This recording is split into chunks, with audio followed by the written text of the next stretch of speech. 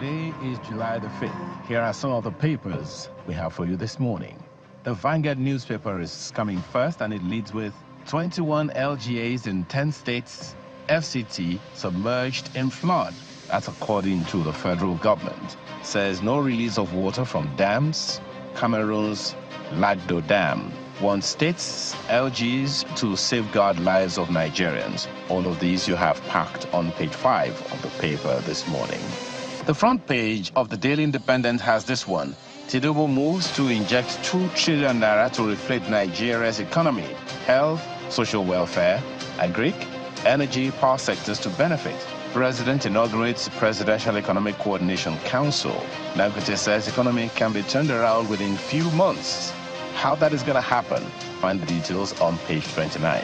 Of course, the paper also has the flood story on its front page. 18 state FCT to be affected by river flooding in July. FG warns oceans flooding may worsen ravaging cholera outbreak. The front page of the Nigerian News Direct has the same story. Tinubu to inject 2 trillion naira in economy, inaugurates PECC. Details on page 6. The Blueprint newspaper has, at inauguration of Dangote Elumelu PECC, Tinubu unveils 2 trillion naira economic stabilization plan, targets 4.7 million jobs, tasks team on energy, oil and gas, agriculture, others, with capacity to turn economy around within months. Again, the details continue on the inside pages of the paper this morning.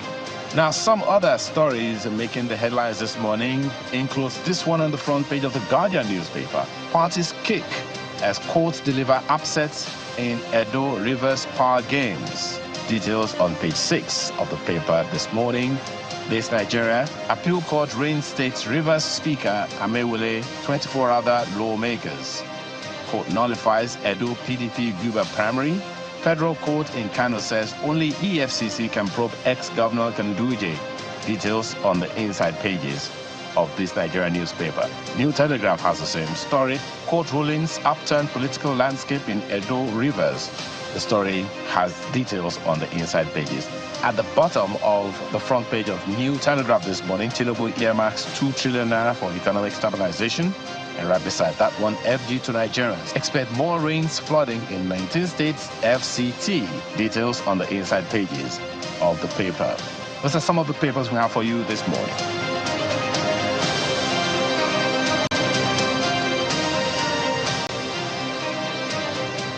Well, the floods is definitely still a major concern, and that's one thing I'd like us to talk about this morning. For the federal government to have come out to make that statement saying there are 21 local governments in 10 states that are directly affected by this. And a number of others, papers on the front pages today are indicating different number of states in the nation. The fact that states are affected is something that should give us concern. Now, what can be done to mitigate? A number of us must have seen videos on social media of cars, vehicles that were submerged. Some are even making fun already that mechanics, automobile engineers or whatever you want to call them, they are right now quite happy that they're going to be getting calls from those who have cars that may have been submerged and that may be developing one fault or the other right now. It's not a good thing, but hey, it is here now. And in the time when we're still wondering how to make ends meet, now it is not a luxury to have a vehicle. It is a necessity to a large extent until we are able to fix our infrastructure to ensure that public transportation can take care of some of these things. So it really is a concern. Now the federal government has put it at the doorstep of the states. What are the steps to say? And I'm guessing that we're going to be waiting for them. Well, let's hear what the states are saying right now, or should be saying, or will be saying, in response to what the federal government has said so far. It has also been said that some of the issues that we're having, particularly concerning this flooding issue, is because of our own activities, the things that we do, the things that we do not do. Gratifying to know that the authorities at various levels are taking certain proactive action. But can we also anticipate this? As we discussed with Mrs. Kisha yesterday of the Federal Controller of Works in Lagos, well, she agrees that if the local government administrations were as effective as they ought to be, they are more, they have more direct access and they are much closer to the people to anticipate some of the things that could go wrong and mitigate them well ahead.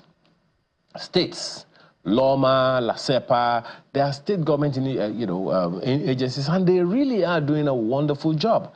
But if the local government administrations are as effective as they ought to be, environmental officers in the local government areas will be able to go around and ensure that things are done decently and in order. I'm hoping that this will be the last of its kind in this rainy season. We are told that more rains are coming, but are we still going to have the same experiences as we have had so far? Is it going to be better or worse? Only time will tell. And I'm hoping that we do not have to have any loss of lives and property simply because we are blessed by good weather. Nyota and Killer. Ayo, that story, which cuts across a couple of other papers, I see it on the front page from Guardian. Guardian says 21 local government and 10 states. Daily Independent says 18 states and the FCT will be affected by river flooding in the month of July. This question or this conversation around floods, it's not a new conversation. We've been having these conversations over and over and over again. Indeed, yesterday, you spoke with the Federal Controller of Works in Lagos, and she talks about the things that need to be done. But I was fortunate to speak with the Director General of the Hydrological Services Agency, and he talks about the water table and what needs to be done, how the states and the government and individuals, there are things that can be done. These warnings did not start today. The warnings or the predictions about the rains and the floods started at the beginning of the year, before the rains even set in. Dredge your gutters, dredge the water channels, the lower levels of the land where water can pass through floodplains, clear buildings in that area or whatever it might be impeding the flow of water, clear all of those things so that when the flood waters come, they can just flow through. Well, guess what? Nobody seems to listen to these things. It's considered another set of predictions. What's the guarantee? And the other side, you hear people say that, okay, they said it's going to rain today. What's the guarantee that it will rain? For instance, today's temperature in Abuja is 23 degrees, and it's cloudy so far. There's a likelihood of rains later on. But does that tally with the predictions of NIMET? So you see back and forth. Those questions come back and forth. But it's not about the questions. It's what we're doing to ensure that we do not experience the same things we've been experiencing year in, year out. It will rain for 1, 2, 3 hours, and next year you see flash floods. And those waters, it might look like after a while they disappear, right? But guess what happens? They percolate into the earth, and the water table rises over and over again, and it seeps into the river channels. After a while, the river channels the water levels in the river channels grow. And before you know it, we're seeing a flood again by the time the dams are open. And of course, the federal government told us that Lagdo Dam has not been opened yet. When it opens, what will happen?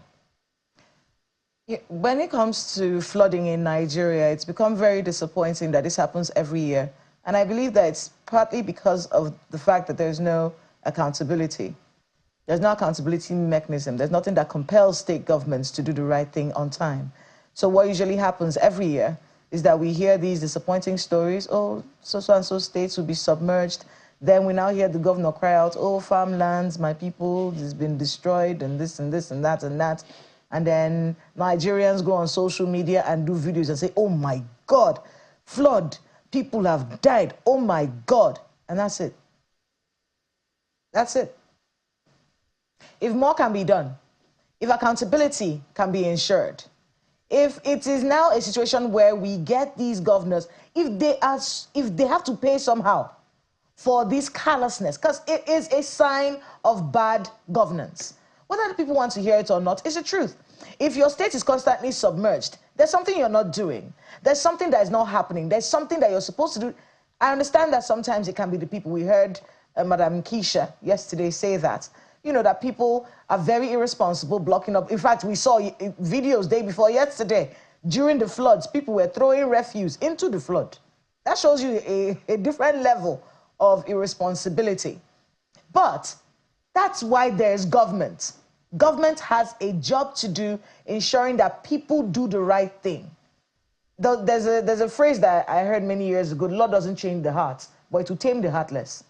So if there's some way to compel people to do the right thing, compel subnationals to do the right thing, so we do not have this recurring decimal every single year, and then we do our videos and we come on TV and we all talk about it and it's done, and the same thing happens the next year.